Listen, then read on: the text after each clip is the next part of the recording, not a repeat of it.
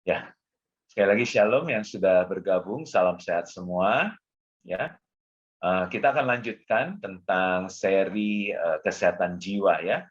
Jadi minggu lalu Ibu Iliana sudah menyampaikan tentang dasar emosi dan hari ini kita akan dilanjutkan tentang luka emosi.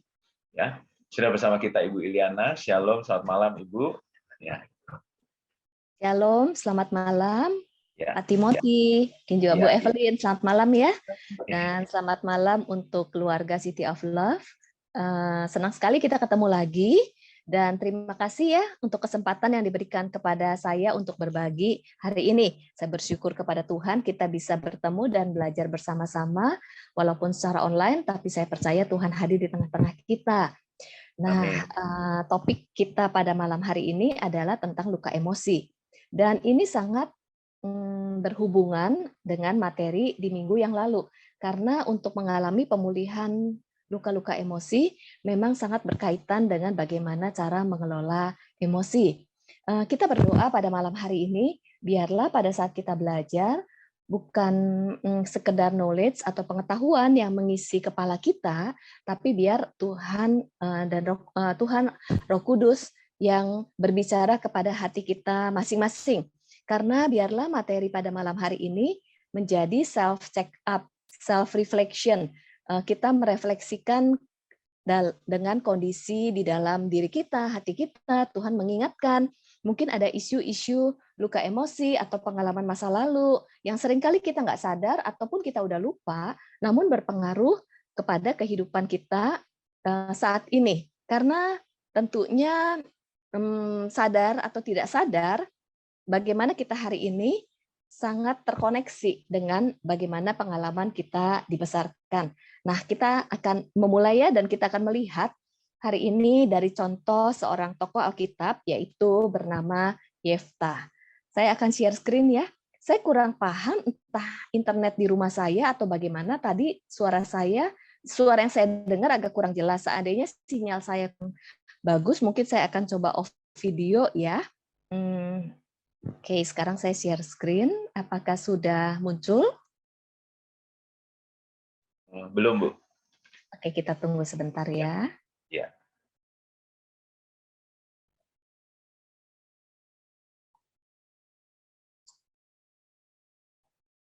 Oke, sudahkah? Sudah. Ya, sekarang sudah. Kita coba ya.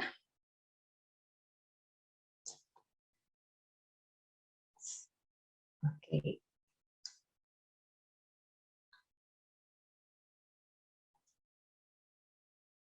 Sudah berjalan?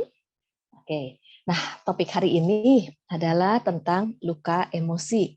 Ada ayat yang mendasarinya, yaitu di 1 Tesalonika 5 ayat 25 yang menuliskan, sebentar ya. Saya coba off. Oke. Ya, yang menuliskan, semoga Allah damai sejahtera menguduskan kamu seluruhnya dan semoga roh jiwa tubuhmu terpelihara sempurna dengan tak bercacat pada kedatangan Yesus Kristus Tuhan kita. Kita terdiri dari roh, jiwa, dan tubuh. Dan Tuhan mau secara spiritual kita terus bertumbuh. Jiwa kita juga terpelihara dan tubuh kita juga terpelihara dengan baik. Dan khusus di malam hari ini kita akan membahas tentang jiwa kita, yaitu mengenai emosi dan juga mengenai pikiran. Dan tentunya menurut buku Emotionally Healthy Spirituality, di situ menuliskan bahwa kalau kita rindu bertumbuh secara spiritual atau rohani, maka kita juga perlu memiliki kedewasaan emosi. Kita akan melihat keterkaitan antara spiritual dengan emosi atau jiwa kita. Kita lihat di dalam satu ayat, Galatia 5 ayat 17. Pasti kita mengalami hal ini dalam kehidupan sehari-hari. Sebab keinginan daging berlawanan dengan keinginan roh, dan keinginan roh berlawanan dengan keinginan daging. Karena keduanya bertentangan, sehingga kamu setiap kali tidak melakukan apa yang kamu kehendaki. Kita sebagai manusia diciptakan segambar dan serupa dengan Allah. Kemudian kita lihat sejarah kehidupan manusia. Pada saat manusia diciptakan, lalu manusia digoda oleh iblis, karena iblis adalah pencuri, pembunuh ya, ingin menjatuhkan manusia di dalam dosa. Lalu kita melihat Adam dan Hawa jatuh di dalam dosa. Nah, sejak itulah dunia ini penuh dengan manusia berdosa. Kemudian kita tidak terlepas dari perilaku-perilaku yang mungkin melakukan kesalahan atau tanpa disadari melukai orang lain. Dan kita juga manusia yang tidak sempurna. Kemudian Kristus mati di kayu salib untuk menebus kita dan untuk membersihkan dosa setiap manusia. Jadi pada saat kita menerima Yesus sebagai Tuhan dan Juru Selamat, dosa kita ditebus, lalu dosa kita yang merah kemudian dikuduskan menjadi putih seperti salju, merah seperti kirmisi dikuduskan menjadi putih seperti salju, betul ya? Jadi pada saat kita menerima Tuhan Yesus sebagai Tuhan dan Juru Selamat, kita diselamatkan. Kemudian sejak hari itu, kehidupan kita terus bertumbuh untuk semakin hari menjadi semakin seperti Kristus. Kehidupan kekristenan kita terus bertumbuh untuk menghasilkan buah roh dan karakter ilahi. Inilah perjalanan kehidupan kekristenan, betul ya? Namun kita sudah tahu nih, kita perlu memiliki karakter Kristus. Kita tahu firman, kita tahu mana yang boleh, mana yang tidak. Kita tahu bahwa kita harus menghasilkan buah roh. Namun ternyata keinginan daging berlawanan dengan keinginan roh. Kita ingin berubah, tetapi jatuh bangun, mengulang hal yang sama, bahkan mengulang dosa yang sama. Kita nggak pengen marah-marah dan melukai orang lain, tetapi di dalam kehidupan kita marah-marah, mengambil keputusan yang salah, kita bisa negative thinking. Kenapa? Inilah terjadi pergumulan antara di dalam kehidupan kekristenan. Kita ingin berbuat sesuai firman Tuhan, tapi kok kenapa ada sesuatu hal yang menarik kita, sehingga kita melakukan yang tidak mau kita lakukan, tapi berulang-ulang. Nah, disinilah yang perlu kita pahami, bahwa hal yang membuat kita tuh istilahnya bergumul ya untuk melakukan firman Tuhan adalah kita tuh perlu mengenali bahwa di masa lalu kita memiliki pengalaman-pengalaman, istilahnya ya, kita perlu memperbaiki kerusakan-kerusakan atau luka-luka di dalam diri kita terkait dengan pengalaman-pengalaman masa lalu.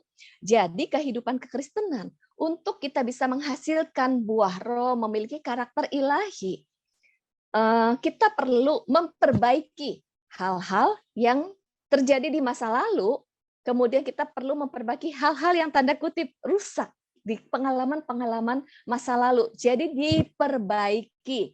Istilahnya seperti itu. Kalau boleh dikatakan, kita perlu mengalami pemulihan dari pengalaman-pengalaman masa lalu yang tanpa disadari berdampak kepada luka emosi di dalam diri kita. Dan sebenarnya luka yang Tuhan izinkan dalam hidup kita itu bisa menjadi berkat loh. Karena ada makna positif dan juga bisa membangun kekuatan internal di dalam diri kita. Namun, luka itu perlu dikelola supaya bisa menjadi berkat dan memberikan hal yang positif. Tetapi jika luka masa lalu atau luka emosi tidak dikelola dan tidak dipulihkan, nah hal ini yang menyebabkan perilaku-perilaku yang negatif atau buah yang dihasilkan bukan buah yang manis dan menjadi berkat, tapi mungkin buah yang pahit, buah yang asam, berbentuk perkataan dan perilaku-perilaku yang sebenarnya kita nggak mau lakukan. Oleh sebab itu, hari ini kita belajar untuk kita mengeksplorasi diri kita. Pengalaman apa saja yang memberi dampak kepada kita hari ini, dan apa dampaknya. Lalu di pertemuan berikutnya kita akan belajar bagaimana untuk kita bisa mengalami pemulihan. Perlu kita ketahui bahwa setiap kita tidak ada yang secure atau yang tidak memiliki luka emosi. Setiap kita tidak ada yang steril 100% dari luka-luka emosi. Tanpa disadari, pengalaman kita hari ini merupakan dampak dari pengalaman masa lalu, bagaimana kita dibesarkan, bagaimana kita berelasi. Kenapa? Karena kita dibesarkan di dunia yang tidak sempurna. Lalu keluarga kita, orang tua kita juga tidak sempurna. Sehingga bagaimana orang tua mendidik atau mengasuh kita, atau bagaimana kita berelasi dengan orang lain, karena kita berelasi dengan orang-orang yang tidak sempurna, maka orang-orang tersebut bisa melakukan kesalahan, atau orang tua kita pasti sebagai orang tua ingin melakukan yang terbaik buat anak-anak ya. Namun karena keterbatasan dan ketidaksempurnaan, seringkali sebagai orang tua kita melakukan hal yang baik. Lalu ternyata hal itu melukai anak-anak, atau kita sebagai seorang anak terluka dengan pola asuh orang tua kita. Jadi setiap kita tidak ada yang steril dari luka emosi. Dan luka emosi masa kecil, khususnya di usia 0 sampai 10 atau 12 tahun, itu berpengaruh kepada kita hari ini. Inilah yang perlu kita pahami mengenai history atau sejarah kehidupan kita. Dan bahkan untuk kita bisa bertumbuh, ada satu kata di bahasa Yunani, pada saat kita bertumbuh maju, move on, untuk ke depan, kita pun perlu sambil melihat ke belakang. Dalam arti kita membereskan hal-hal yang ada di belakang kita, yang kalau tidak dibereskan, hal itu akan menjadi batu yang menghambat pertumbuhan dan menghambat kita untuk maju. Dan untuk kita membereskan hal-hal di belakang kita, itu kita perlu mengenali, perlu bisa mengidentifikasi. Ibaratnya kalau kita sakit, kita ke dokter, kita perlu check up, lalu kita perlu temukan sebenarnya sumber sakitnya di mana. Demikian juga kita perlu menemukan sumber luka emosi, pengalaman apa, dan dampaknya. Baru kita bisa proses, mengidentifikasi. Nah, malam ini secara khusus kita mau eksplorasi dan identifikasi diri kita masing-masing. Sekarang kita mau mengidentifikasi tentang luka pada diri kita. Luka pada diri kita ini bisa terjadi sebenarnya seperti luka pada tubuh, luka pada pikiran, luka pada emosi. Nah, khusus pada malam hari ini kita akan membahas tentang luka emosi. Dan kalau kita membahas luka emosi, saya mau mengajak Bapak, Ibu, dan teman-teman untuk kita membayangkan tentang luka pada tubuh. Luka pada tubuh itu misalnya seperti tangan kita terpotong pisau ya. Luka pada tubuh. Luka pada tubuh itu sebenarnya ada kesamaan dengan luka pada emosi. Yuk kita coba sama-sama melihat ya. Luka pada tubuh dan luka pada emosi. Apa sih kesamaannya? Kalau luka pada tubuh, secara di dalam kehidupan kita sebagai seorang manusia, kita ini tidak bisa menghindari luka pada tubuh, betul ya?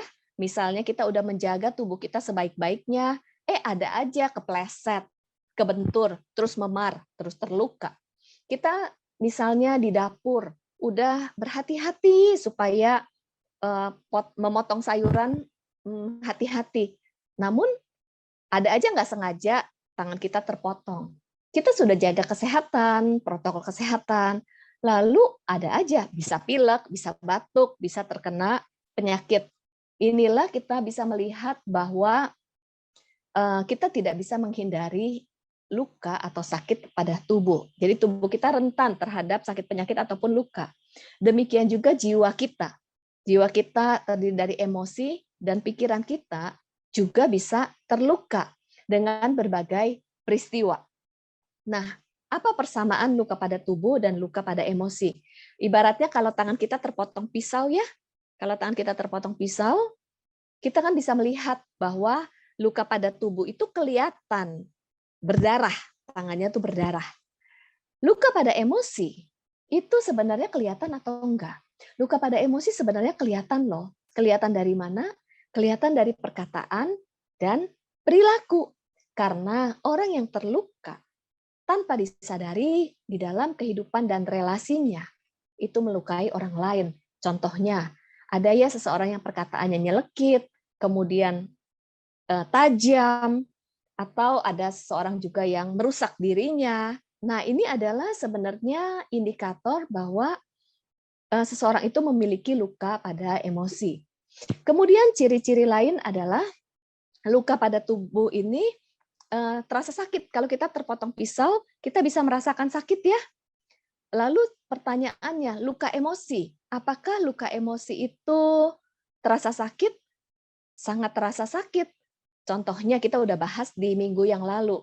Kalau kita mengalami pengalaman-pengalaman yang melukai, difitnah, dikhianati, diabaikan, kita terluka, kita merasakan sedih, takut, cemas. Nah, luka pada emosi itu juga terasa sakit. Namun, seringkali seseorang saking terlukanya, dia berusaha menekan rasa lukanya dan melupakan. Ini tidak menyembuhkan, namun hanya menimbun luka-luka emosi.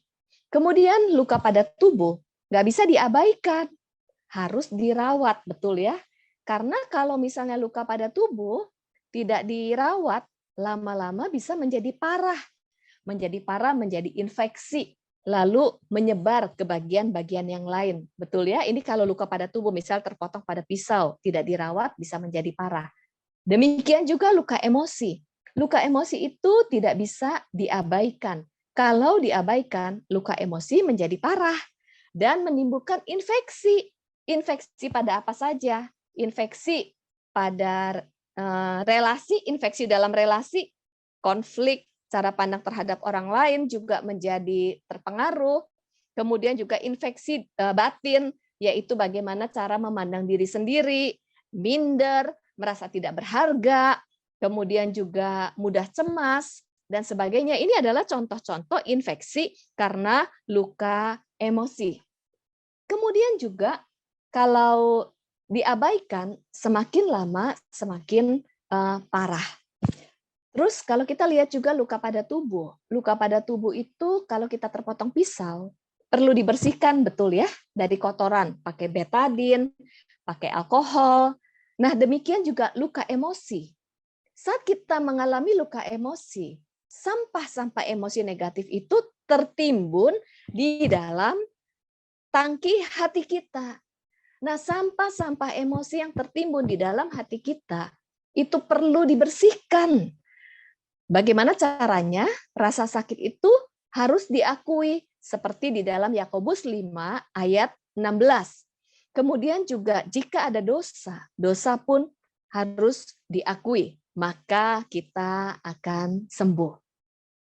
Pada saat luka dibersihkan dari kotoran, seperti tangan misalnya terluka kena pisau, waktu dikasih betadin, dikasih alkohol, itu kan rasanya perih banget ya, waktu proses kesembuhannya.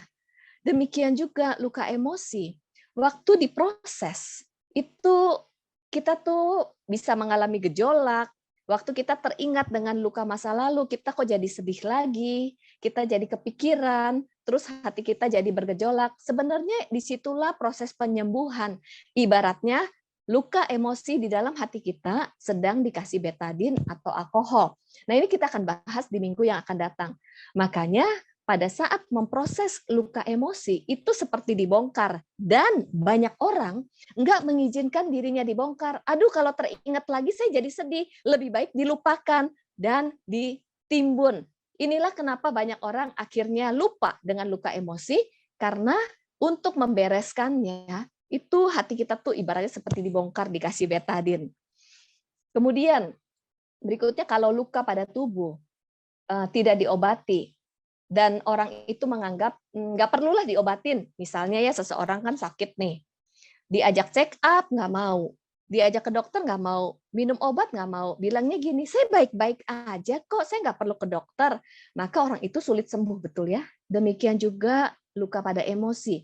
Kalau seseorang menganggap saya baik-baik aja, saya nggak perlu untuk belajar, saya nggak perlu untuk diproses. Justru bagaimana kita bisa pulih, kita bisa disembuhkan kalau kita bersikeras bahwa kita tidak mengizinkan diri kita, hati kita dieksplorasi atau dibongkar.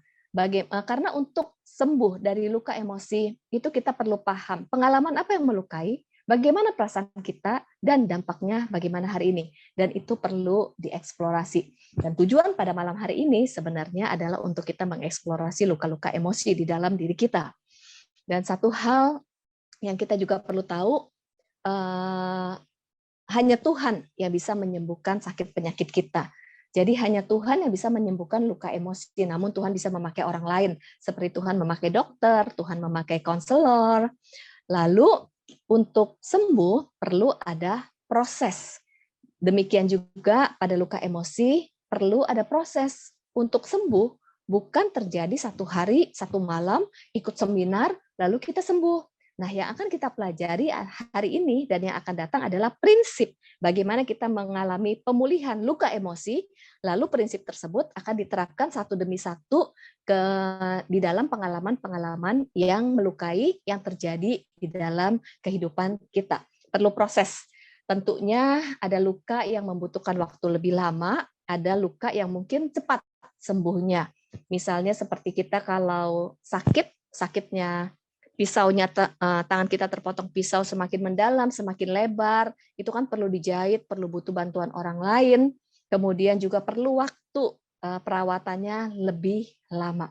Demikian juga luka emosi. Jadi ada luka emosi yang mendalam, ada luka emosi yang intensitasnya cukup mendalam. Apa saja yang bisa membuat luka emosi semakin mendalam? Misalnya di dalam relasi. Semakin kita mengasihi seseorang, maka apa yang dilakukan oleh orang itu pada saat melukai, lukanya semakin mendalam dan semakin sulit untuk diampuni atau dipulihkan.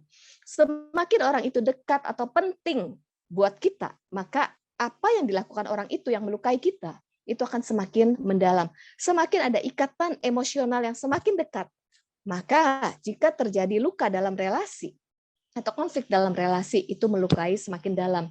Itu sebabnya sangat banyak anak-anak terluka secara emosi di dalam relasi dengan orang tua. Karena kan orang tua yang paling dikasihi, yang paling diharapkan, yang paling di mana anak tuh punya ekspektasi mendalam. Kemudian terluka di sana. Kemudian apalagi yang bisa membuat luka emosi semakin mendalam, yaitu pengalaman-pengalaman. Misalnya trauma atau ditinggal kematian, atau abuse-nya semakin mendalam, atau pengalaman-pengalaman kecil, tapi sering terus-menerus dilakukan. Misalnya, ada orang tua bilang sama anaknya, aduh kamu nih gitu aja nggak bisa. Itu kan perkataan simple ya, tapi hampir tiap hari, aduh gitu nih kamu aja nggak bisa. Aduh gitu nih kamu aja nggak bisa. Itu berulang-ulang, anak terluka, lalu menimbulkan persepsi, cara pandang anak terhadap dirinya sendiri. Nah, persepsi itu, cara pandang sudah menjadi luka pada pikiran karena sudah mempengaruhi pikiran dan cara pandang. Jadi anak tuh punya cara pandang terhadap dirinya, saya nggak bisa, saya gagal, saya nggak bisa, saya gagal, dan akhirnya menjadi pribadi yang takut inisiatif, takut gagal, takut membuat kesalahan, dan ini bisa membuat stagnasi di dalam kehidupannya. Ini sebagai contoh. Jadi perlu proses dan waktu untuk sembuh. Nah, luka pada tubuh jika tidak dirawat bisa mengundang lalat, betul ya, infeksi, membusuk, terus lalat berdatangan. Demikian juga luka pada emosi.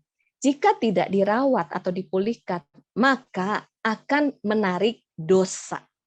Sebagai contoh, terluka beda dengan perilaku berdosa. Kalau misalnya kita terluka, lalu marah dan terlukanya itu bukanlah dosa, karena itu perasaan ya, kita udah belajar di minggu yang lalu. Namun, kemarahan yang tidak diproses menimbulkan kepahitan, lalu mendatangkan perilaku-perilaku seperti balas dendam, ataupun melukai orang lain, ataupun marah-marah. Dan contohnya yang paling sering terjadi adalah seperti kecanduan ya, kecanduan kepada hal-hal yang negatif, dan sebenarnya salah satu akar masalah dari kecanduan itu adalah karena ada luka emosi yang belum terselesaikan. Ini adalah fakta mengenai luka pada tubuh dan luka pada emosi. Ada hal-hal yang sama ya. Sekarang kita akan lihat bagaimana untuk kita mengalami pemulihan. Saya mengambil ini dari materi Restoring Your Heart. Kita ini terdiri dari emosi atau perasaan, lalu pikiran, betul ya, lalu perilaku atau perbuatan. Untuk mengalami pemulihan, itu kita perlu memproses luka dulu, luka pada emosi. Dan luka pada emosi itu mempengaruhi bagaimana cara kita berpikir. Karena pada saat kita terluka, ini akan mempengaruhi cara kita memandang orang lain, cara kita memandang diri sendiri, cara kita memandang Tuhan, cara kita memandang dunia, kemudian kita menjadi memiliki cara berpikir yang negatif, negative thinking. Dan untuk memproses pemikiran-pemikiran yang negatif. Pas banget ya tahun ini kita memasuki tahun untuk memiliki paradigma yang baru ya. Dan untuk memiliki paradigma yang baru, kita perlu mengolah, memperbaiki cara berpikir. Namun, untuk memperbaiki cara berpikir, itu dimulai dari kita memproses luka emosi dulu. Kenapa? Karena kalau sampah-sampah emosi, luka-luka emosi menguasai hati kita, itu menjadi seperti overweight. Tangki emosi kita tuh kelebihan bagasi emosi dan membuat kita sulit untuk mengelola pikiran karena pikiran kita jadi nggak bisa berpikir jernih dan sebagainya. Hari ini kita akan belajar tentang luka emosi. Setelah luka emosi diproses, baru kita bisa memperbaiki pola-pola pikir yang salah atau yang negatif. Setelah emosi dipulihkan, pola pikir diproses dan diperbaiki. Lalu perilaku kita, karakter kehidupan sehari-hari akan mengalami perubahan. Sehingga kita memiliki perasaan seperti Kristus, pikiran seperti Kristus, dan perilaku seperti Kristus, menghasilkan buah roh. Disinilah kita bisa melihat bahwa pertumbuhan rohani sejalan dengan pemulihan dari emosi atau pemulihan jiwa kita. Oke, sekarang kita akan lihat di Amsal 4 ayat 23. Itu sebabnya ayat ini penting banget mengatakan jagalah hatimu dengan segala kewaspadaan karena dari situlah terpancar kehidupan. Markus 7 ayat 21 sampai 23 juga menuliskan dari perkataan, perilaku itu semua bersumber dari hati. Jadi penting banget untuk kita memiliki hati yang terus-menerus diproses dan dipulihkan. Saat hati kita diproses dan dipulihkan, perkataan kita juga mengalami perubahan, perilaku kita juga mengalami perubahan. Karena kehidupan kita adalah inside out, dari dalam terpancar keluar. Seseorang yang memiliki luka emosi, regulasi emosinya tidak stabil, dan itu mempengaruhi perilaku. Seringkali di dalam kehidupan kekristenan, kita berfokus pada yang tampak luar, pada perilaku. Misalnya seseorang kecanduan, kita berusaha memperbaiki kecanduannya, kemudian dengan berbagai cara untuk memperbaiki di bagian luarnya.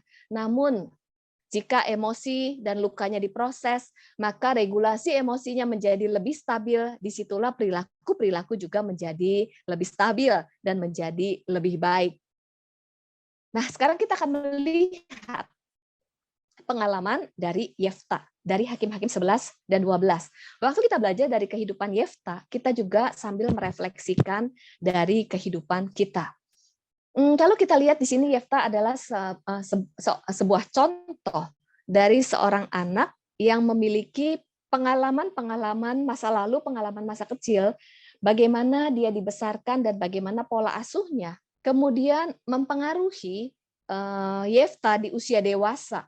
Bahkan kalau kita lihat, Yefta ini adalah salah satu pahlawan yang gagah perkasa ya. Tuhan memakai Yefta memimpin peperangan, mengalami kemenangan demi kemenangan.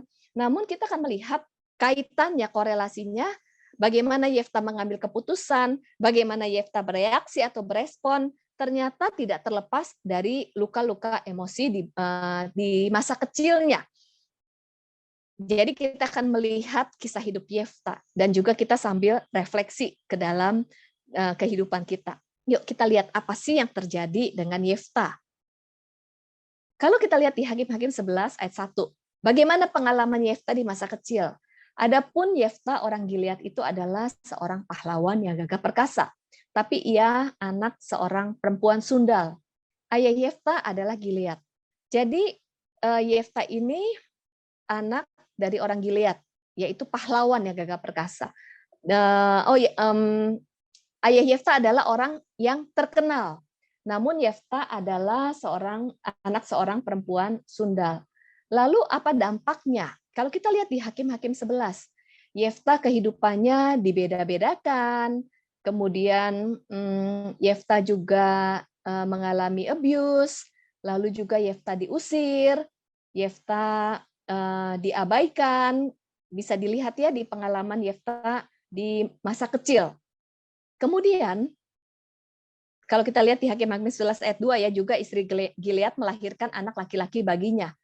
Dikatakan setelah besar anak-anak istrinya ini, maka mereka mengusir Yefta, katanya kepadanya, engkau tidak mendapat milik pusaka, dibeda-bedakan ya, sebab engkau anak dari perempuan lain. Dia dibedakan mengalami abuse atau bullying dari saudara-saudaranya. Kemudian, nah di sini ayatnya, kita lihat pengalaman-pengalaman yang melukai. Demikian juga kita mau mengeksplorasi pengalaman-pengalaman apa saja yang berdampak kepada luka emosi di dalam kehidupan kita. Bahkan survei menuliskan bahwa 1 dari 5 anak mengalami sebenarnya problem emosional.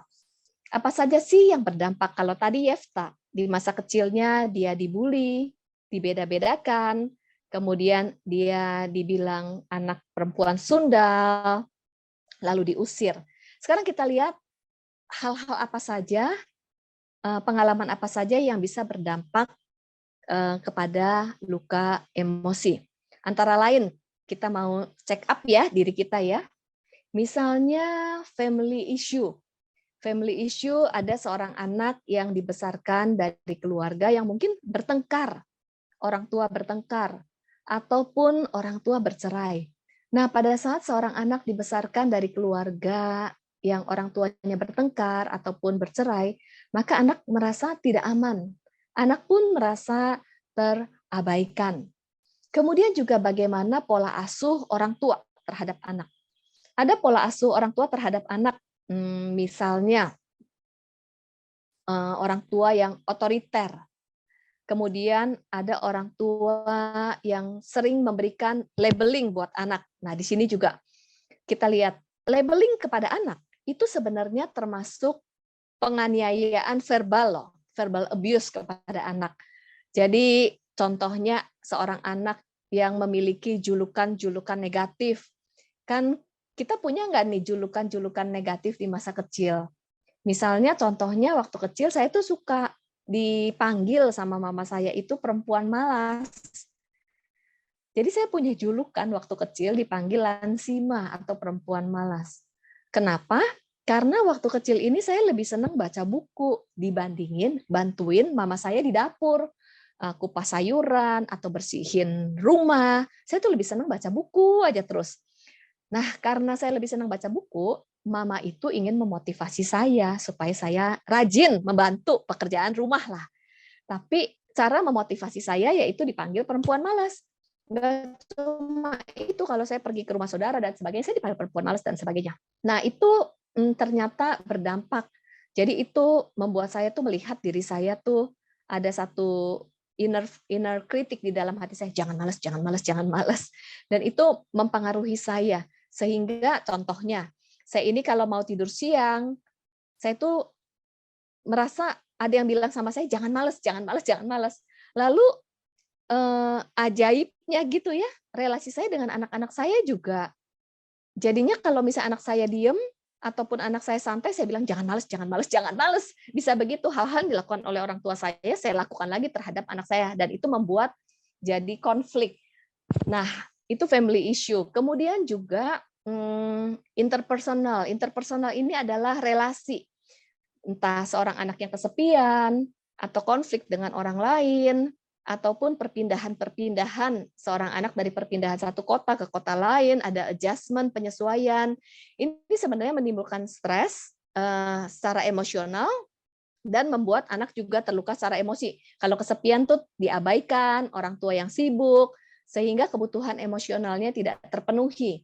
Lalu juga di dalam interpersonal ada yang mengalami kekerasan, KDRT, atau mungkin diperlakukan, dipukul terus-menerus, atau kalau tidak mengalami kekerasan pun dia melihat kekerasan, menyaksikan kekerasan orang tuanya mengalami KDRT. Nah, ini juga anak akan terluka. Atau misalnya, apalagi event ini event yang trauma. Misalnya selain verbal abuse, ada physical abuse, dibully oleh teman-teman sekolah, kemudian juga sexual abuse, pelecehan seksual. Nah, seorang anak yang mengalami pelecehan seksual itu kehilangan keberhargaan dirinya. ini juga menimbulkan luka emosi. Terus dari lingkungan juga bisa, misalnya tuntutan akademik, atau kompetisi di sekolah, atau juga tuntutan lingkungan, atau mungkin masalah finansial. Misalnya ada anak yang dibesarkan di keluarga yang memiliki masalah finansial. Lalu akhirnya dia mungkin dibeda-bedakan di sekolah, ataupun dia pernah dihina, ataupun dia pernah misalnya mengalami kesulitan finansial, lalu orang tuanya meminta anak itu di usia 7 tahun udah berjualan, menolong orang tuanya untuk membantu kebutuhan finansial. Ini seperti hal simpel, namun menimbulkan luka emosi pada seorang anak. Contohnya, anak yang dipermalukan, dia terluka. Kemudian dia jadi punya keinginan, punya satu tekad di dalam dirinya. Pokoknya sepanjang hidup saya tidak boleh dipermalukan lagi. Ini menjadi obsesi. Dan akhirnya dia tuh menjadi pribadi yang nggak mau menerima pertolongan orang lain. Karena kalau menerima pertolongan orang lain, artinya saya terhina. Sebenarnya menerima pertolongan orang lain kan bukan terhina. Namun karena luka masa lalu yang pernah mengalami terhina, dia bertekad kalau menerima pertolongan orang lain artinya terhina. Ini kan cara pandang yang salah ya.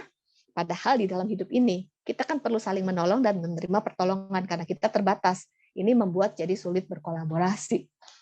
Ada seorang anak yang diberi tanggung jawab berlebihan, over responsibility. Misalnya umur 7 tahun tadi berjualan. Satu sisi hal itu dampaknya baik. Seperti misalnya bisa membuat anak itu menjadi mandiri. Ini sisi baiknya. Namun seseorang yang over responsibility ya, contohnya akan menjadi seperti apa? Dia punya savior syndrome. Ingin menjadi penyelamat bagi orang lain.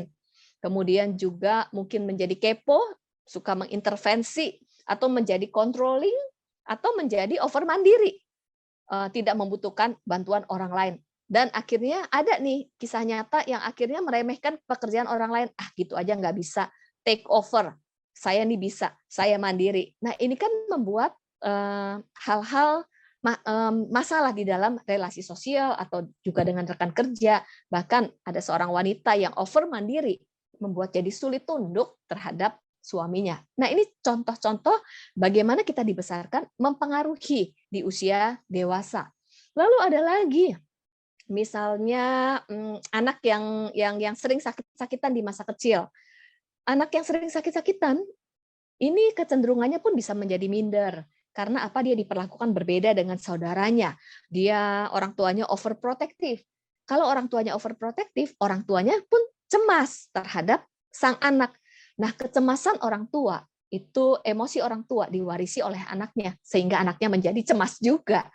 Kemudian anaknya minder berbeda dengan yang lain. Nah, ini contoh-contoh ataupun kehilangan-kehilangan di masa kecil.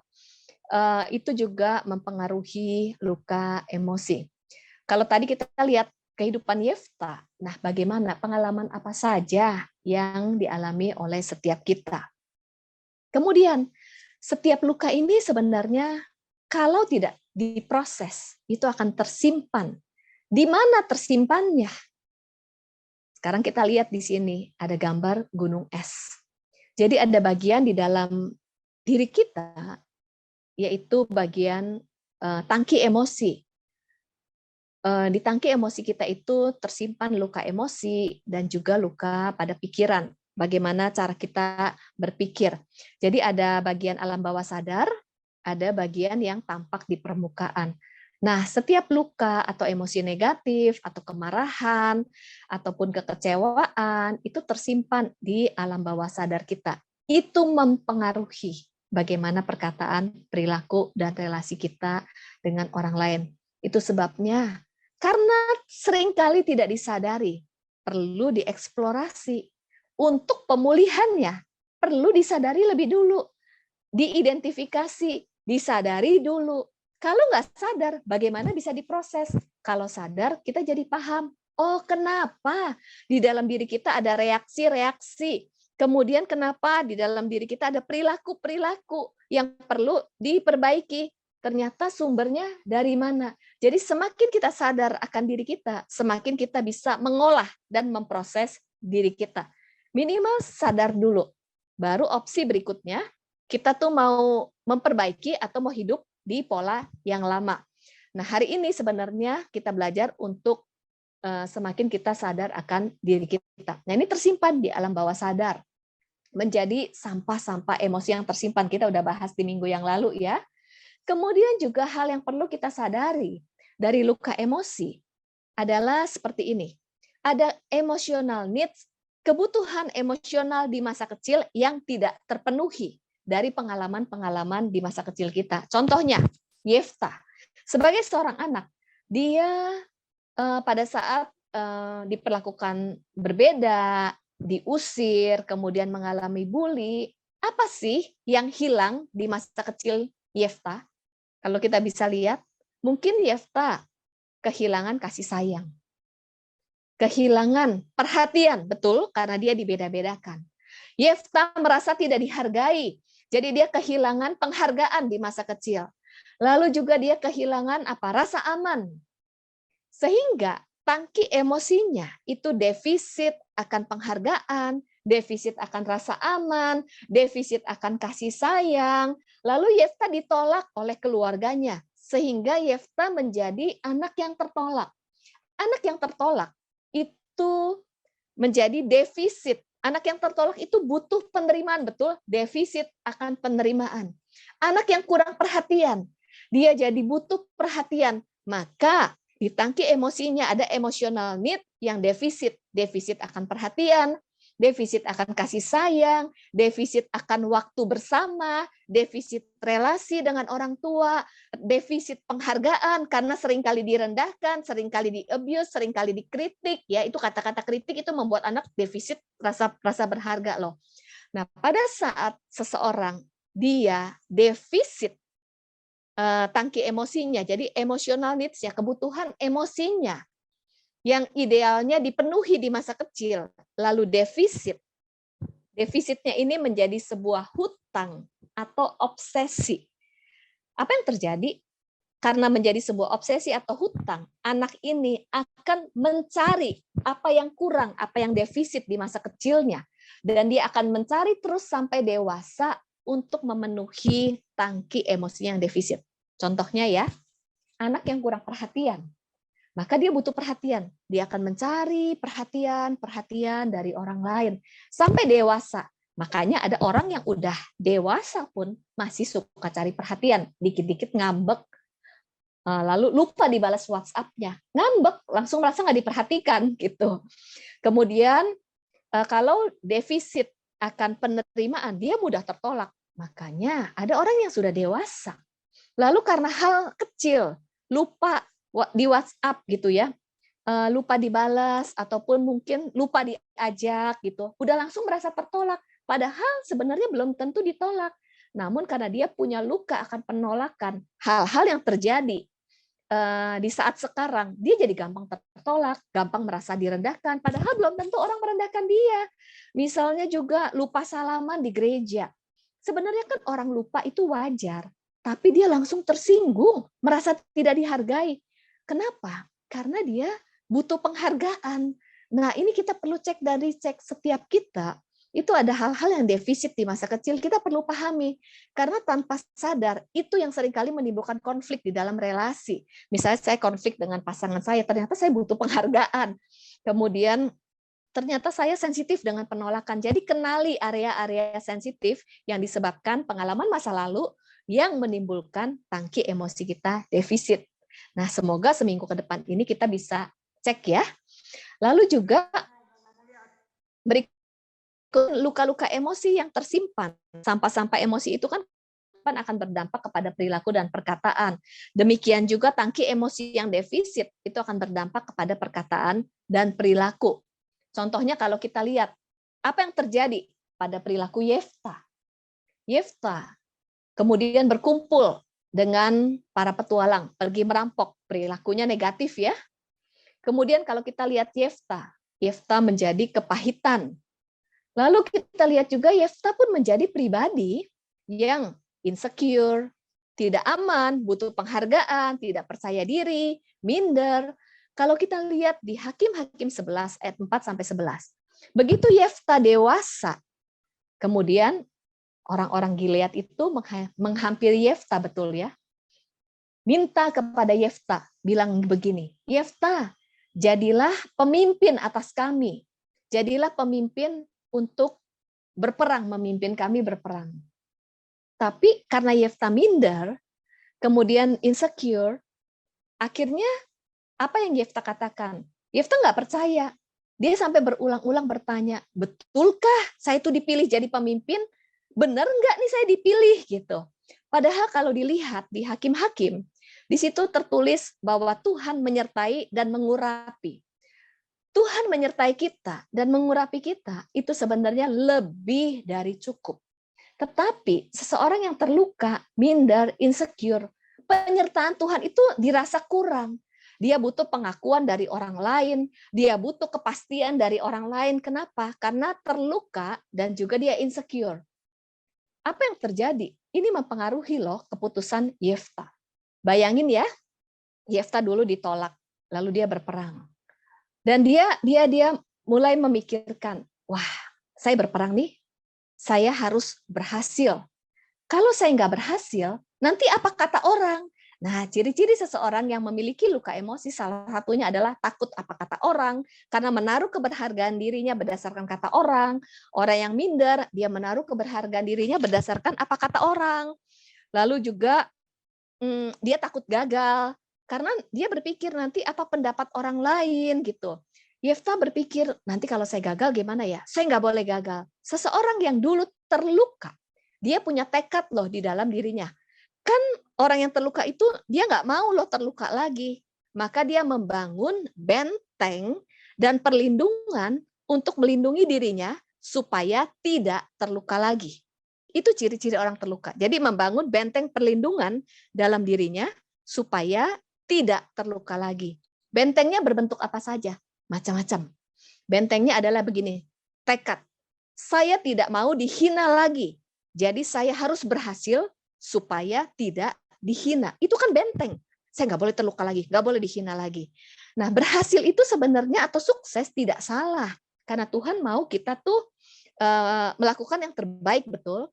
Yang berbeda adalah kita sukses melakukan yang terbaik karena kita sadar hidup kita adalah anugerah. Lalu kita mau melakukan yang terbaik. Berbeda dengan saya harus sukses supaya tidak dihina lagi, supaya tidak terluka lagi, supaya dihargai karena defisit penghargaan, supaya diterima, supaya dapat teman. Ini kan keputusan-keputusan yang didorong karena insecure, karena luka masa lalu. Kita perlu cek dan dicek. Keputusan kita, reaksi kita, itu karena menjadi sebuah benteng untuk melindungi diri kita, atau benar-benar dari hati kita yang murni. Makanya firman Tuhan menuliskan, selidikilah, ujilah hatiku. Apakah yang kita lakukan tertuju kepada Tuhan, atau karena luka-luka emosi. Nah, benteng perlindungan yang lain adalah ada orang yang menghindar, tidak mau berteman. Kenapa? Karena takut dilukai. Daripada saya berteman nanti terluka, lebih baik mengisolasi diri. Kenapa ada orang yang sulit untuk bergaul? Lalu ada benteng perlindungan begini, saya tidak boleh dihina lagi karena dulu waktu keluarga saya minta bantuan, jadi dihina sama keluarga lain. Maka dia membangun benteng seumur hidup. Saya tidak mau menerima bantuan dari orang lain. Ini bentuk benteng loh. Lalu ada lagi benteng. Sebelum dia terluka, maka dia akan melukai orang lain lebih dulu. Makanya kenapa ada orang mengkritik, kemudian ada orang bergosip, ada orang merendahkan orang lain. Itu karena supaya dia tidak direndahkan, karena nggak mau direndahkan lagi. Jadi menyerang orang lain, attack others. Ciri-ciri orang yang terluka adalah attack others. Ini adalah sebuah benteng. Lalu kalau dulu suka disalahkan. Jadi takut salah kan? Karena takut salah, bentengnya apa? Perfeksionis, overachievement. Saya perlu mengejar sesuatu supaya apa? Jangan dihina, jangan disalahkan. Kenapa kalau disalahkan nanti dihina dan sebagainya. Demikian juga Yefta loh. Saya nggak boleh kalah. Nanti apa kata orang? Saya udah dipilih jadi pemimpin. Saya perlu diakui dong nanti pada saat saya kembali, saya harus menang. Maka Yefta mengambil keputusan membuat nasar yang seharusnya tidak perlu. Apa nasar Yefta? Dia bernasar, Tuhan tolong, saya harus menang. Kalau saya menang, saya berjanji, nanti siapa yang keluar pertama kali dari rumah saya persembahkan. Nah, kita lihat di sini, sebenarnya kan perlu atau enggak sih membuat nasar? Padahal Tuhan sudah menyertai gitu. Dan waktu Yefta menang, yang keluar adalah anak perempuannya. Dan Yefta menyesal. Kemudian ciri-ciri berikutnya adalah seseorang yang memiliki luka emosi. Dia tuh overreaction, attack others, atau enggak attack kepada diri sendiri. Kita lihat apa yang terjadi pada Yefta. Bukti bahwa Yefta overreaction. Jadi apa-apa yang over di dalam hidup kita, itu sebenarnya sebagai salah satu indikator ada isu di dalam diri kita yang mungkin perlu diproses atau ada luka yang perlu diproses. Kalau kita lihat di Hakim-Hakim 12 ayat 1 sampai 7. Pada saat Yefta setelah memimpin dalam peperangan, lalu Yefta menang. Ada orang Efraim berkata demikian, siapa yang memilih kamu untuk menjadi pemimpin atas kami? Itu kan perkataan sederhana ya. Siapa yang memilih kamu untuk menjadi pemimpin atas kami? Lalu karena perkataan sederhana, Yefta menjadi overreaction, dikuasai oleh kemarahan, lalu Yefta membunuh banyak orang Efraim karena dikuasai oleh kemarahan hanya karena perkataan yang sederhana. Kenapa Yefta overreaction? Pada saat orang Efraim berkata, siapa yang memilih kamu? Itu menjadi sebuah trigger atau pemicu yang mengingatkan Yefta akan luka masa lalu. Artinya, kalau kita terluka, punya pengalaman yang terluka, waktu tidak diproses, itu kan tersimpan, terkubur di alam bawah sadar kita, betul ya? Kemarahan, kekecewaan, pengalaman itu tersimpan di dalam alam bawah sadar, di dalam tangki emosi. Kapankah itu bisa muncul? Pada saat di hari-hari ini, sekarang ini nih ya, kalau ada pengalaman atau perkataan atau perilaku orang lain, ada trigger atau pemicu, yang pemicu itu ternyata mirip dengan pengalaman masa lalu, atau pemicu itu yang mengingatkan kita di alam bawah sadar dengan pengalaman luka masa lalu, maka akan membuat kita menjadi reaktif, overreaction, kemarahan tak terkendali. Ini yang perlu kita pahami. Jadi kita perlu sadar pemicu apa sih yang selama ini seringkali membuat kita tuh polanya, pattern-nya, membuat kita tuh overreaction.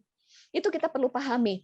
Contohnya misalnya begini, saya tuh di masa kecil, saya suka dibanding-bandingkan. Saya nggak suka banget dan itu membuat saya terluka. Dibandingkan dengan teman kah, dibandingkan dengan adik, dibandingkan dengan orang lain. Itu membuat saya terluka. Dan ternyata hari-hari ini, kalau seandainya misalnya anak saya tidak membandingkan sih, tapi membicarakan mama yang lain, itu saya langsung di sini saya nggak enak dan marah. Setelah saya telusuri, ternyata pada saat anak saya membicarakan mama yang lain, saya merasa dibandingkan. Sebenarnya dia bukan membandingkan saya, namun karena saya punya luka masa lalu, perkataan anak saya memicu saya merasa dibanding-bandingkan. Itu kan luka masa lalu yang membuat saya tuh terpicu dan overreaction. Jadi kita perlu pahami apa-apa yang over di dalam hidup kita, diri kita, itu merupakan ciri-ciri seseorang memiliki luka emosi. Ada isu yang perlu diproses. Ada lagi ciri lainnya misalnya perasaan bersalah yang tidak tepat, mudah tertuduh, mudah terintimidasi gitu ya. Kemudian ada kemarahan dengan diri sendiri, suka memberi julukan kepada diri sendiri, self kritik, ataupun juga mungkin di antara kita ada yang sulit berkata tidak, atau misalnya people pleasers, selalu ingin menyenangkan orang lain. Ini ekstrim kiri, ekstrim kanan. Yang satu over control, kontrol terus orang lain. Yang satu selalu ingin menyenangkan orang lain, say yes, sulit berkata tidak. Sebenarnya dua-duanya ini adalah bisa jadi karena keberhargaan diri loh. Yang satu ingin dihargai dengan controlling dan memunculkan dirinya tuh arogan, serba bisa. Yang satu ingin dapat penghargaan dengan cara apa? selalu berkata iya, sulit berkata tidak karena takut tidak dihargai. Ini kan sebenarnya sumbernya karena butuh penghargaan yang disebabkan dari luka emosi. Ini sebenarnya sumbernya antara lain minder, kemudian self image-nya negatif. Lalu apalagi ciri-ciri yang lain, ada yang merasa kurang, suka membandingkan diri dengan orang lain, iri hati, kemudian juga ada kecemasan berlebihan, gampang panik, mudah curiga, takut salah, takut gagal, dan berbagai rasa takut yang menguasai. Ini perlu cek dan dicek. Pengalaman apa yang membuat saya tuh sering takut ataupun ada trauma atau ada kecemasan yang berlebihan. Atau ciri-ciri lain adalah mati rasa, nggak bisa merasakan lagi. Itu juga sebenarnya karena ada luka emosi. Atau ciri yang mudah adalah addiction. Kalau kita punya addiction, kita perlu cek dan dicek sebenarnya ada pengalaman apa sih di masa lalu. Jadi kalau ada hal kecil yang membuat kita bereaksi, itu mungkin kita perlu cek. Ada isu-isu yang perlu diproses, contohnya addiction ya. Dan tadi di sini sempat dibahas, kapankah luka emosi itu muncul di dalam perilaku kalau ada trigger atau kalau dalam krisis, kalau ada bahaya. Jadi kita mudah bereaksi. Dan pengaruhnya kepada apa? Karakter, perilaku-perilaku negatif, motivasi, contohnya sukses adalah supaya apa? Dihargai, mendapatkan pengakuan. Juga mempengaruhi relasi dalam keluarga dan dengan orang lain, jadi sering konflik. Luka emosi juga mempengaruhi dalam pelayanan, pekerjaan, dan kepemimpinan. Jadi kalau kita lihat salah satu penyebab masalah dalam relasi adalah mental atau jiwa yang tidak sehat, ada luka. Karena orang yang terluka akan cenderung melukai orang lain. Itu sebabnya penting sekali untuk kita mengalami pemulihan. Karena saat kita pulih secara emosi, itu adalah hadiah terbesar yang kita berikan kepada diri kita sendiri dan juga kepada orang terdekat, yaitu keluarga kita. Dan bagaimana kita mengalami pemulihan? Bisakah kita mengalami pemulihan? Tentunya bisa. Karena Yeremia 30 ayat 17, Tuhan sendiri yang akan memberikan kesembuhan, sebab aku akan mendatangkan kesembuhan bagimu. Aku akan mengobati luka-lukamu. Demikianlah firman Tuhan. Oke?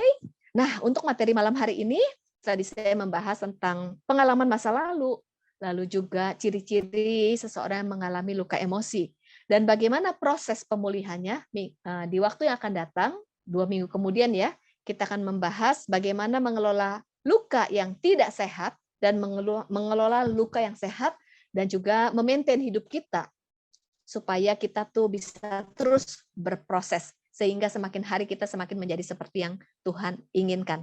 Terima kasih untuk malam hari ini, untuk kesempatannya. Tuhan Yesus memberkati, semoga menjadi berkat. Saya serahkan kembali kepada panitia. Terima kasih. Ya, terima kasih Bu Ili. Ya, kita masuk Q&A ya, sebentar. Oke, mungkin kalau ada yang mau tanya, bisa sampaikan langsung di kolom chat atau mungkin raise hand, atau mungkin melalui Nia ya. Nia bisa bantu ya. Ya. Iya, betul. Oke. Sudah ada satu pertanyaan, Ibu. Pertanyaannya, mengapa terkadang kita merasa sudah melupakan dan mengampuni, tapi ternyata ketika mengalami situasi yang sama bisa teringat lagi dan sedih lagi? Bagaimana kita benar-benar tahu kalau kita sudah sembuh dari luka emosi? Demikian pertanyaannya. Oke, iya. Ini menarik sekali. Tadi kalau kita sudah tidak mengingat lagi atau lupa, itu belum tentu kita tuh sudah berproses dan sudah pulih. Karena tidak ingat dan melupakan itu bukan indikator kita pulih loh. Kemudian yang berikutnya juga, tadi juga sempat ada kalimat, saya sudah mengampuni, tapi kenapa kalau misalnya ada kejadian, bisa ingat lagi, bisa sedih lagi, bahkan bereaksi lagi. Mengampuni ini juga ada prosesnya. Kita perlu paham proses pengampunan yang sesungguhnya tuh seperti apa. Banyak orang bilang begini, ya udah deh saya sudah mengampuni, saya juga tidak ingat lagi, perkataan saya sudah mengampuni, itu tidak cukup loh. Mengampuni itu juga perlu proses. Nah, untuk proses mengampuni, sampai kita mengampuni seutuhnya. Bagaimana ciri-cirinya? Kita akan bahas di pertemuan yang akan datang. Namun, salah satu ciri seseorang pulih dari kejadian tertentu, yaitu kita bisa mengingat peristiwa itu dengan jelas, kita juga bisa tahu dampaknya terhadap saya hari ini. Jadi dengan peristiwa yang melukai, dampaknya terhadap saya apa saja nih. Kemudian juga kita paham perasaan kita pada saat mengalami hal tersebut.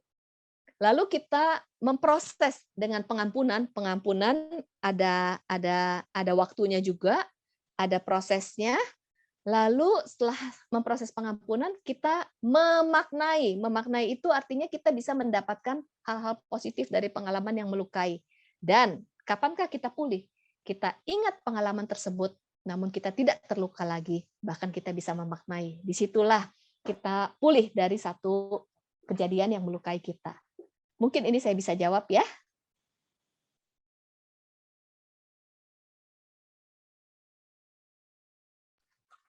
Baik, pertanyaannya belum ada lagi. Mungkin dari Bapak Ibu Saudara yang ingin bertanya lewat chat, boleh langsung chat, ataupun direct ke saya, ataupun mungkin yang mau disampaikan langsung ke Ibu Iliana, saya persilakan. Bu Ili, ya, saya mau tanya yang tadi Bu, Oke. ada attack ourselves ya, attack. Itu mungkin contohnya gimana Bu? Mungkin bisa. Oke. Attack ourselves ini contohnya mengkritik diri sendiri, menyalahkan diri sendiri, terus kemarahan terhadap diri sendiri, kemudian memberikan julukan negatif pada diri sendiri, lalu terintimidasi. Kan kalau terintimidasi itu sebenarnya menyalahkan diri sendiri ya. Sesuatu yang tidak salah, kita pun merasa kita yang salah. Itu attack kepada diri kita sendiri sih. Kemarahan terhadap diri kita. Kalau attack others itu marah terhadap orang lain, tapi attack ourselves itu kepada diri kita sendiri, menyalahkan diri sendiri. Ya. Itu karena ada pengalaman masa lalunya, Bu ya. Gitu ya. Betul, yang belum betul. disembuhkan ya. Betul. Nah, contohnya dari mana sumbernya? Kalau kita di masa kecil sering disalahkan, sering dikritik, jadi ada dua, bisa attack others. Jadi kita menjadi pribadi yang suka menyalahkan orang lain. Karena kan pola itu sering disalahkan, lalu kita menyalahkan orang lain. Kita nggak mau disalahkan, kan itu bentuk benteng perlindungan ya. Saya nggak mau disalahkan, maka saya salahkan orang lain dulu. Nah, ini pola. Saya nggak boleh disalahkan, saya salahkan orang lain. Jadi orang yang suka menyalahkan orang lain itu sebenarnya bentuk perlindungan supaya dirinya jangan disalahkan dulu. Bisa jadi karena pengalaman masa kecil yang sering disalahkan. Oke, terus yang kedua, bisa juga dampaknya jadi suka menyalahkan diri sendiri. Karena kenapa? Kan kalau seseorang yang sering dikritik, disalahkan, itu menimbulkan persepsi, luka pada pikiran loh, persepsi ya, cara pandang terhadap diri sendiri. Oh, berarti saya salah. Oh, saya salah. Oh, ini, oh saya lagi salah. Oh, saya lagi salah. Artinya, saya ini orang yang selalu melakukan kesalahan. Saya orang yang salah. Sehingga ada kejadian apapun, dia akan ke dirinya sendiri. Oh, berarti saya yang salah. Oh, berarti ini. Oh, saya yang salah. Oh, saya yang salah. Nah, ini. Pengalaman masa lalu yang sama, tapi dampaknya bisa beda-beda kepada setiap orang ya. Iya. Oke. Ya, makasih Bu. Kelihatannya baik ya, padahal itu karena dia pengalaman sering disalahkan Bu ya. Ya. Oke, menarik nih Pak. Kelihatan yang baik yang mana nih Pak? Nah, maksudnya kayaknya oke, biar saya aja yang salah, saya yang jadi dia lebih dulu mungkin nggak mau nyalain orang lain, tapi menyalahkan diri sendiri.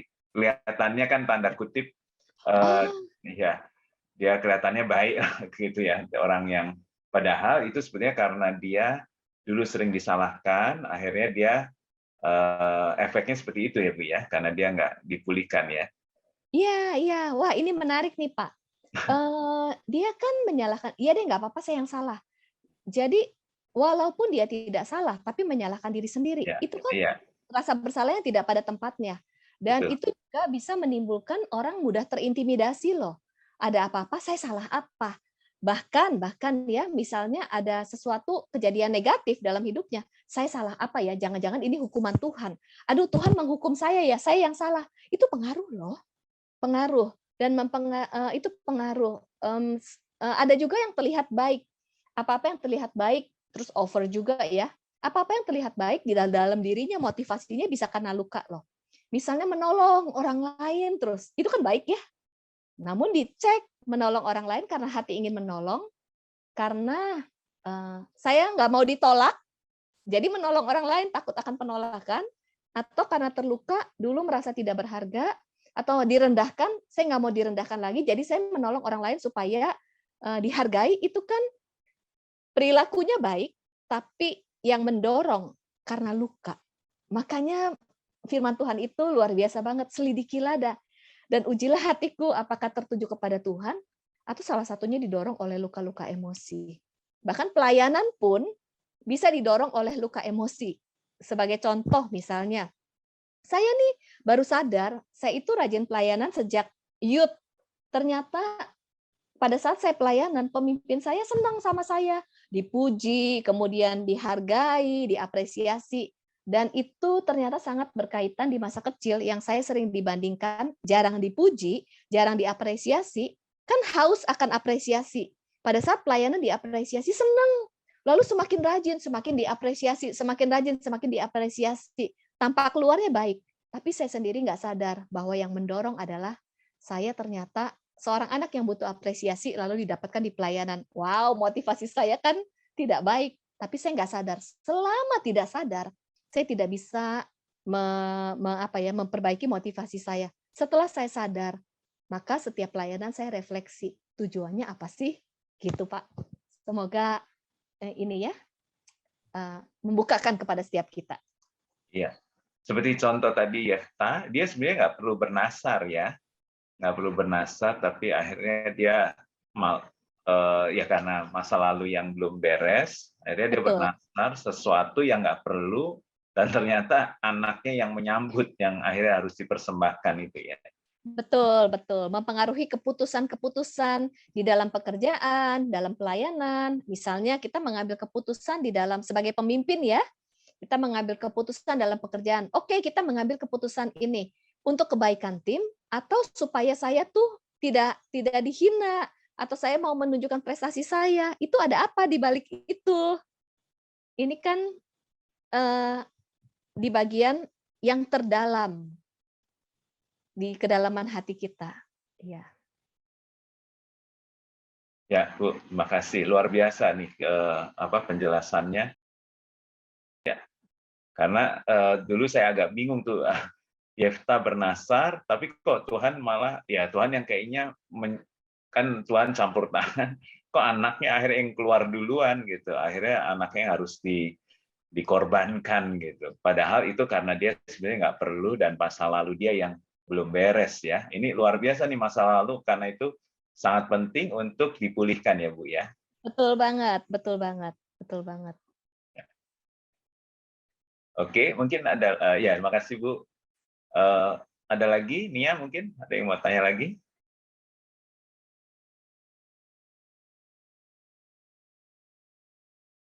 Sudah ada Nia yang mau tanya? Atau ada pertanyaan lagi? Masih ada Pak Tim. Ya. Bagaimana menyembuhkan luka emosi ketika tidak mendapatkan figur orang tua yang kurang baik? Nah, ini sebenarnya bagaimana menyembuhkan luka emosi akan dibahas di minggu-minggu mendatang sih. Untuk pemulihan luka emosi memang ada step-stepnya.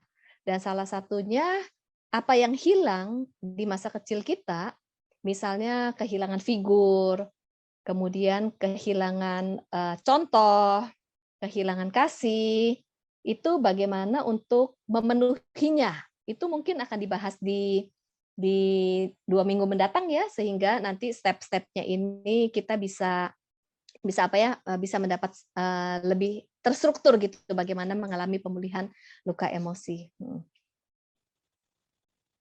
Oke Kak, saya jawab nanti di 2 minggu yang akan datang. Ya, oke. Karena tentunya ada prosesnya. 2 minggu lagi karena tentang pemulihan Bu ya. Betul. Ya. Jadi minggu depan bukan Ibu Liana karena kita ini, kemudian 2 minggu lagi baru Ibu Liana akan mengisi kembali tentang pemulihan. Ya. Ada pertanyaan lagi, Nia?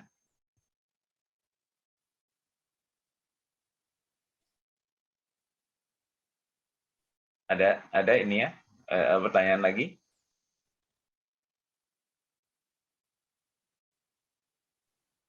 Saya tidak ada ya Pak Tim. Gimana? Belum ada? Di saya sudah tidak ada Pak Tim. Oh, udah ada. Udah nggak ada. Oke. Berarti kalau sudah nggak ada, kayaknya menunggu pemulihannya gimana? Oke. Ya udah, malam hari ini tentang luka jelas ya, Bapak Ibu Saudara. Mungkin ada closing statement mungkin dari Ibu Iliana yang mau disampaikan mungkin. Iya, mungkin ada pertanyaan. Ada pertanyaan dari saya. Adakah di antara Bapak Ibu dan teman-teman yang hadir yang tidak memiliki ciri-ciri orang yang memiliki luka emosi seperti yang tadi attack others, attack ourselves, minder, insecure, kemudian juga overreaction. Adakah yang steril dari ciri-ciri tersebut? Adakah yang steril? Yang saya sama sekali nggak ada ciri-ciri tersebut kok. Nggak ada mindernya, nggak ada overnya. Nah, ini pertanyaan buat kita semuanya. Refleksi. Jadi alangkah baiknya misalnya di dalam waktu mendatang, kemudian kita cek nih, saya ini punya ciri-ciri apa ya, seperti yang tadi disebutkan. Itu yang pertama. Lalu pertanyaan saya yang kedua, adakah dari antara Bapak, Ibu, dan teman-teman yang tidak memiliki pengalaman-pengalaman masa lalu yang melukai? Jadi family issue kah, dari lingkungan, dari relasi dengan orang lain di masa kecil, adakah yang steril, yang semuanya baik-baik saja? Adakah yang tidak ada sama sekali isu di dalam relasi? Bolehkah angkat tangan? Sepertinya setiap orang ada luka. Oke, artinya kita semua ini normal karena tidak ada yang sempurna.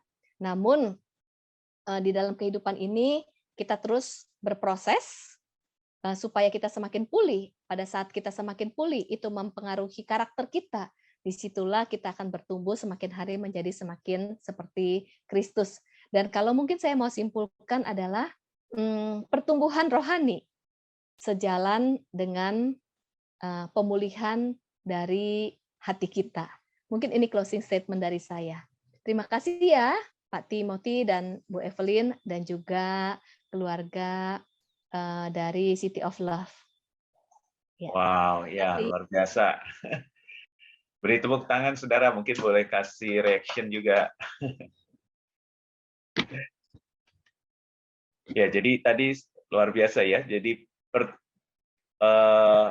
apa yang kita alami itu mempengaruhi pertumbuhan kita ya Bu ya. Jadi pemulihan ini akan sangat penting sekali ya. Karena nggak ada yang luput.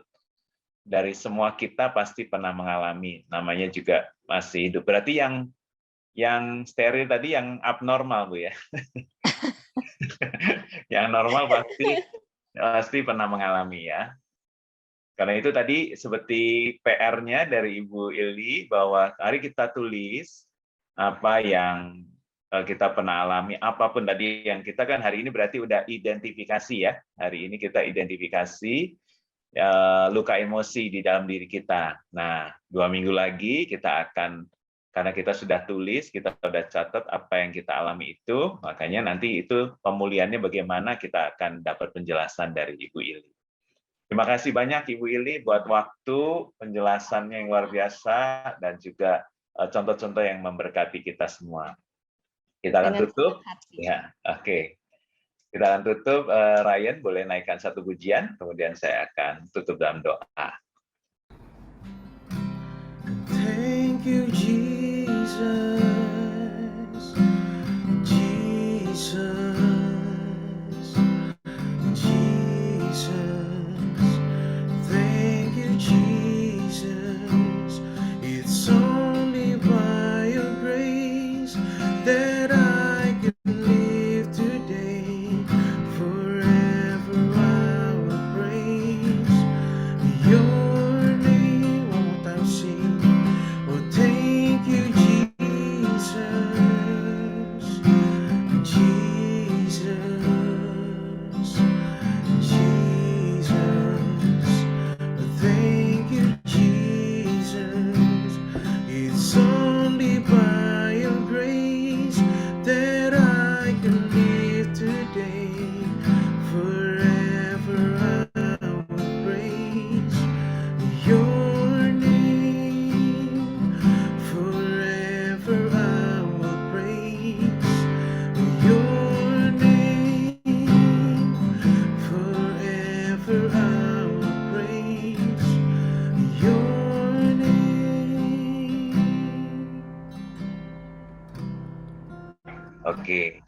Nah, minggu depan kita ITM, ibadah tengah minggu, akan tetap ada, dilayani oleh Bapak Pendeta Petra Vanggidai.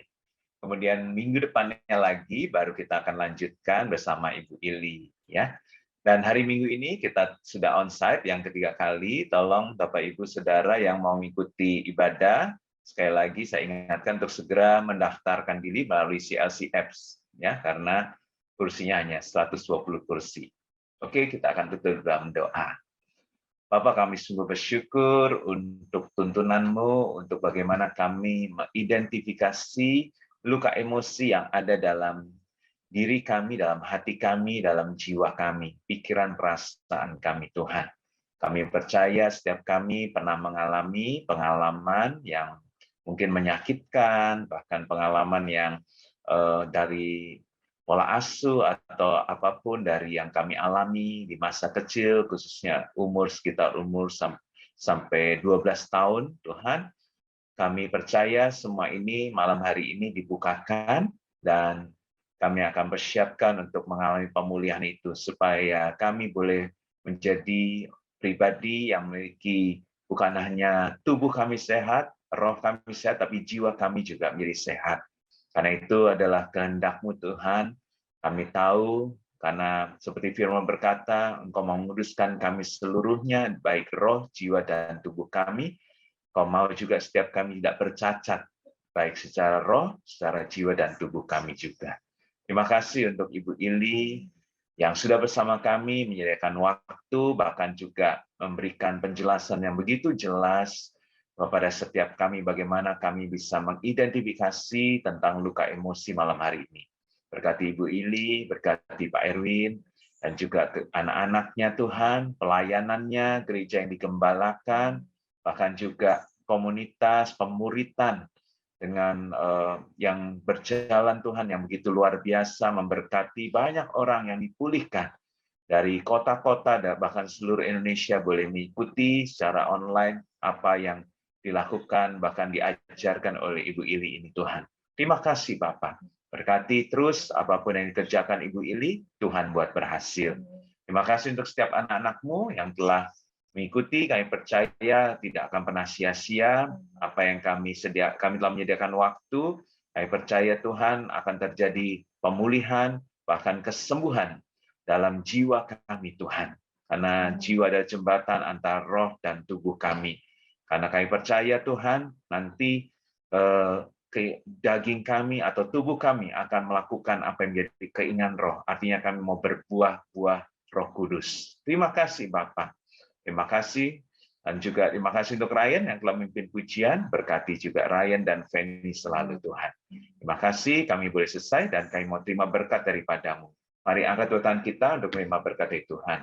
Terimalah berkat, kasih kami berlimpah-limpah dari Allah Bapa di dalam Anak yang tunggal Tuhan Yesus Kristus, setelah bersama dengan Roh Kudus, menyertai kita semua mulai saat ini sampai Tuhan Yesus menjemput kita semua yang permanen bahkan untuk selamanya.